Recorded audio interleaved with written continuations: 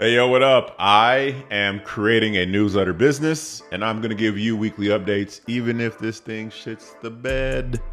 We are on week 14. Let's get cracking. All right, so here we go. This is week 14 stats. This is good. We're still around the same open rate.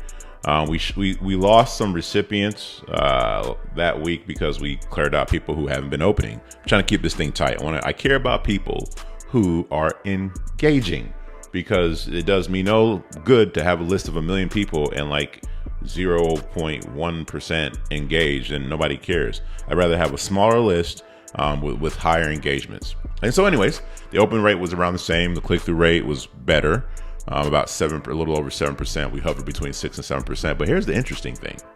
I had a pretty aggressive story. It was about, when I say aggressive from my demographic, it was talking about a vagina beard, and my demographic can be a little conservative.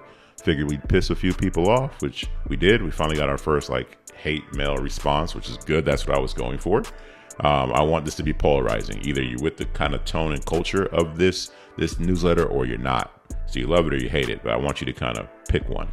The unsubscribes were low and the spam reports were low. So it's odd. This thing that I thought would offend people actually got lower unsubscribes and less spam. Let's go to my favorite thing. We're on Beehive, by the way. If you're new to this, I have a newsletter that's on Beehive. I have a seasoning brand. Through that seasoning brand, I'm building this newsletter list, and with this newsletter, I want to, make it big, monetize it, and then sell it eventually if it works out. So, anyways, the click map. I love this click map. It shows me what's going down. So you have the story. Now, check this out. I was testing negativity last week to see if we can get some more clicks. And lo and behold, boom, the most clicks went to the most negative article. And then I talked about things in Vegas because my demographic's older. They're going to be in Vegas playing slot machines and smoking cigarettes and shit.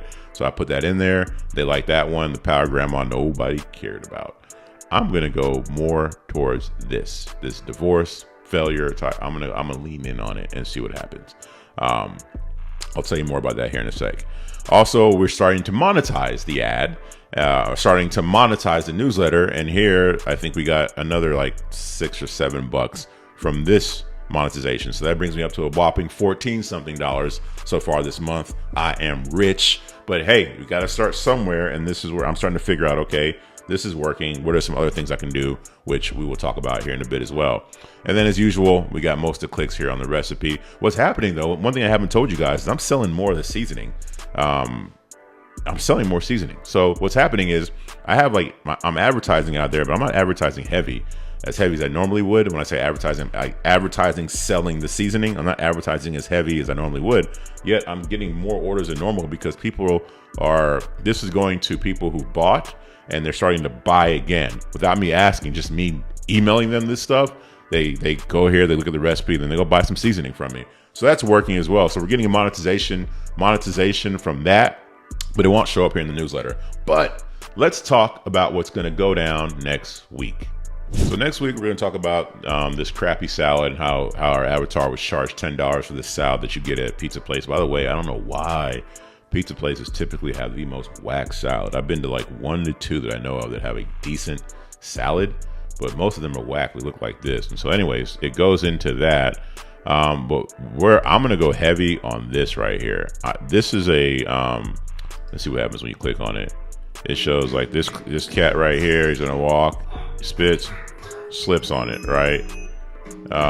And same thing, this right here. These chicks are going down a water slide that doesn't have any water on it, nor any water at the end, and that was stupid. So, and then I have one about Stevie Wonder playing the drums, another video. These are all 3 videos. 2 of these 3 videos are negative. My hypothesis is that these 2 videos will get way more clicks than most of my other videos because it's going negative and it's showing some drama, it's a mixture of drama and humor.